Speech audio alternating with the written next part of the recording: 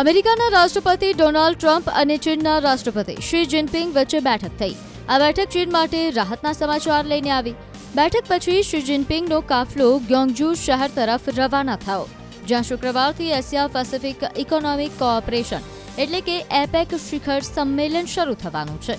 Trump પણ air force વિમાનમાં દક્ષિણ કોરિયાથી રવાના થયા અને વિમાનમાં જ પત્રકારો સાથે વાત કરતા બેઠક દરમિયાન થયેલી ચર્ચાની માહિતી આપી. ટ્રમ્પે આ બેઠકને શાનદાર અને ઐતિહાસિક મુલાકાત ગણાવી. અમેરિકી રાષ્ટ્રપતિએ કહ્યું કે આ એક અદ્ભુત બેઠક હતી. શી જિનપિંગ એક ઉત્તમ નેતા છે અને અમે ઘણા મહત્વના મુદ્દાઓ પર સહમતિ પર પહોંચી ગયા છીએ અને થોડા સમયમાં જ અમે વિગતવાર માહિતી આપીશું. ટ્રમ્પે જણાવ્યું કે અમેરિકા અને ચીન વચ્ચે અનેક મુદ્દાઓ પર સહમતિ થઈ ગઈ છે. વધુમાં ટ્રમ્પે ઉમેર્યું કે અમેરિકા અને ચીન ઘણા મુદ્દાઓ પર એક જ અભિપ્રાય પર આવ્યા છે. અમેરિકા હવે ચીન પર લગાવવામાં આવેલા ટેરિફ ઘટાડવા જઈ રહ્યું છે.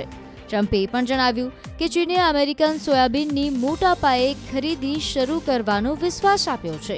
તેમણે કહ્યું કે મને આનંદ છે કે ચીન અમારા ખેડૂતો પાસેથી મોટી માત્રામાં સોયાબીન ખરીદશે. અમેરિકા અને ચીન વચ્ચે લાંબા સમયથી ચાલતો રેર અર્થ ખનીજ એટલે કે દુર્લભ ખનીજનો વિવાદ પણ હવે સમાપ્ત થઈ ગયો છે. જો કે તેમણે તેના વિશે વધુ વિગત આપી ન હતી.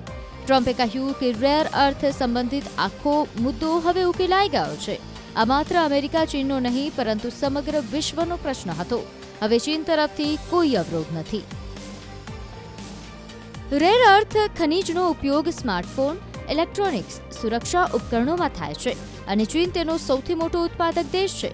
છેલ્લા કેટલાક અઠવાડિયાઓમાં ચીને તેની સપ્લાય પર નિયંત્રણ વધાર્યું હતું, જેના કારણે વૈશ્વિક બજારમાં ચિંતા ફેલાઈ હતી.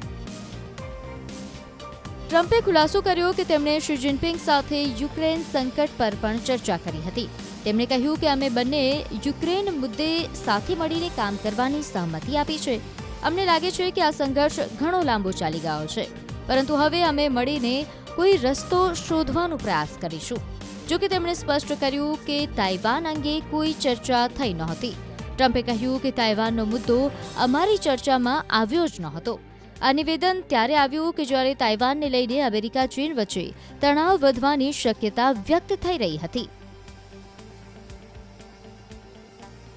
ટ્રમ્પે જણાવ્યું કે તેઓ એપ્રિલમાં ચીનની મુલાકાત લેશે, જ્યારે શી જિનપિંગ ત્યારબાદ અમેરિકાની મુલાકાતે આવશે.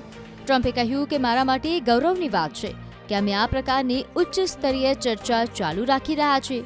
જ્યારે તેમની પાસે પૂછવામાં આવ્યું કે તેઓ આ બેઠકને 1 થી 10 ના પાયે કેટલું રેટિંગ આપશે, ત્યારે ટ્રમ્પ હસીને બોલ્યા કે હું તેને 12 આપીશ. આ ખૂબ જ ઉત્તમ રહી.